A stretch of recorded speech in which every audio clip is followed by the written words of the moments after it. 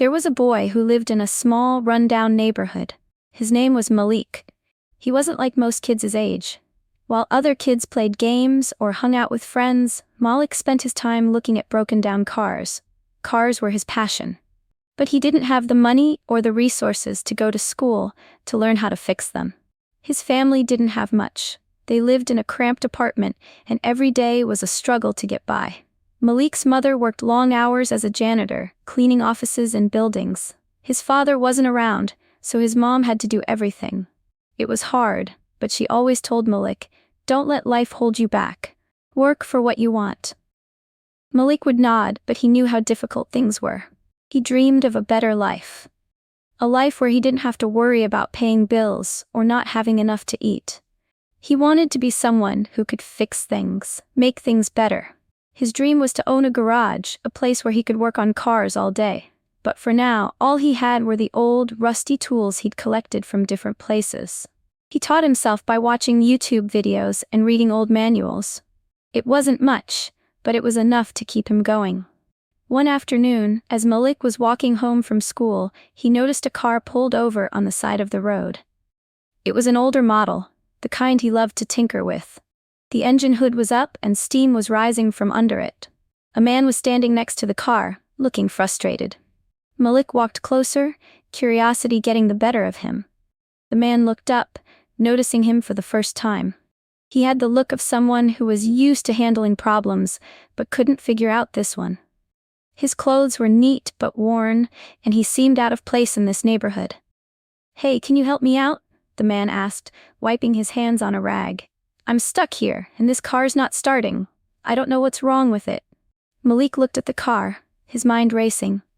He'd never worked on this model before, but the basics were all the same. He knew he could do something, even if it took some time. "I can try," Malik said with a calm smile, trying to hide the excitement in his voice. "I know a thing or two about cars." The stranger raised an eyebrow, clearly skeptical but desperate for help. "You sure? I'm willing to pay if you can get it going." Malik hesitated for a moment. He didn't want money, not right now. But this was a chance to prove what he could do. "I'll do it," Malik said. "Let me take a look." Malik opened the hood of the car and peered inside.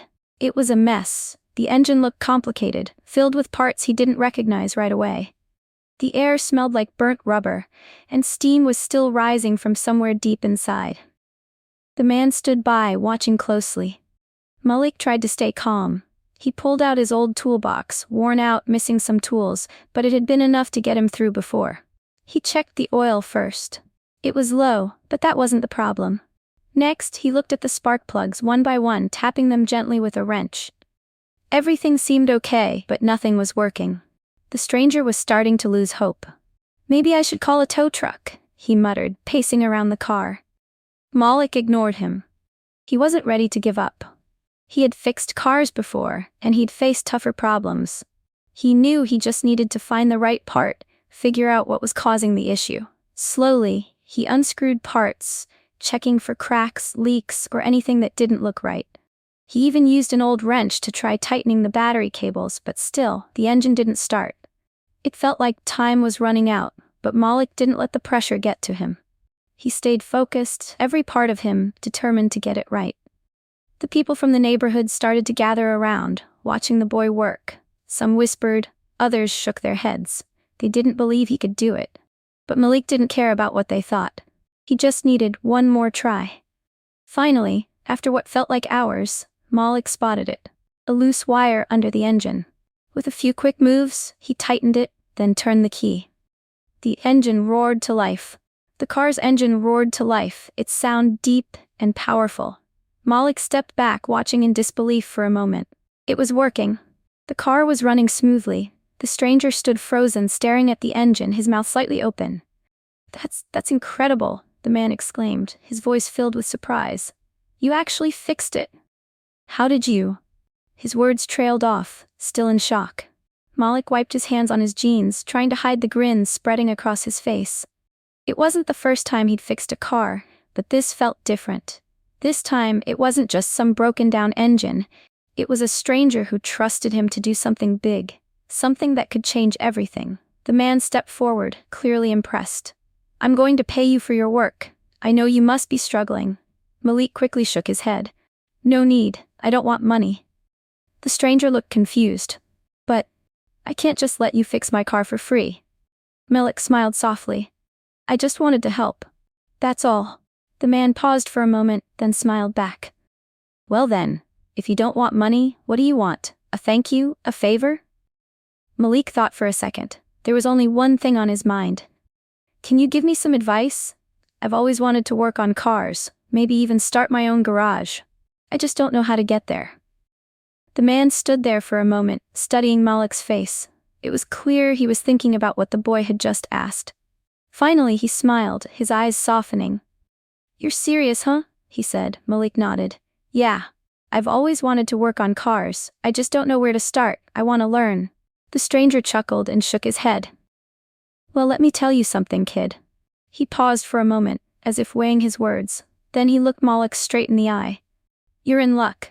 I'm not just any guy driving a broken car. Malik raised an eyebrow, confused. What do you mean? The man took a step back and gestured toward the car. I own a large auto repair shop down the road. It's a pretty big place. We fix all kinds of cars there. Malik's eyes widened in surprise. Wait, you own a shop? The stranger nodded. That's right. I've been working on cars for years, and now I run a business. But I wasn't always in a position to do that. I worked hard for it. Malik's heart raced. Could this really be happening? The man smiled again. You've got something I can't teach. Passion. And that's the most important thing in this business. I want to help you. How about this?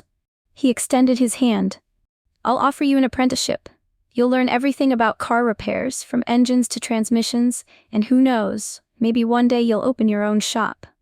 Malik's heart skipped a beat. An apprenticeship? It sounded too good to be true. His mind raced, but he didn't want to mess this up. He took a deep breath and shook the man's hand. You really mean it? The stranger smiled warmly. I do. I see a lot of potential in you, Malik. You've got the right attitude. But that's not all. Malik looked at him, puzzled. What do you mean?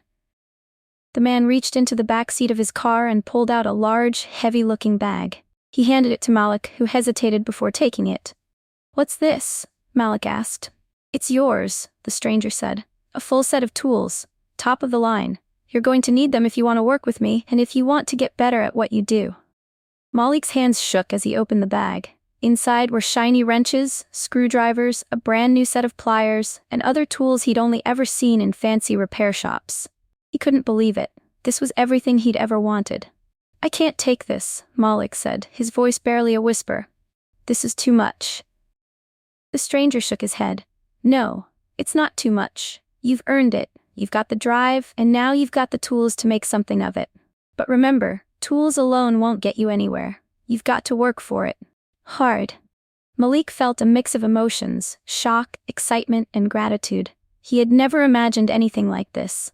The stranger wasn't just giving him an apprenticeship, he was giving him a chance to change his life. I won't let you down, Malik said, his voice full of determination. The stranger nodded. I know you won't. Now let's get to work. Malik started his apprenticeship the very next week. His first day at the shop was overwhelming. The place was big, with cars lined up for repairs, and mechanics working on engines, transmissions, and everything in between. Malik had never seen so many tools, so many people doing what he wanted to do. The stranger, whose name was Mr. Carter, showed him the ropes. At first, Malik was nervous. The work was harder than he imagined. He made mistakes, dropped tools, and didn't always know how to fix things right away. But Mr. Carter was patient. He didn't yell or get frustrated. Instead, he taught Malik with care, explaining each task step by step. Don't rush it, Mr. Carter would say. The best mechanics don't just fix things fast, they fix them right. Day after day, Malik learned. He learned how to disassemble engines, how to replace parts, and how to diagnose problems just by listening to the sound of an engine. He worked long hours, sometimes late into the evening, but the more he worked, the better he became.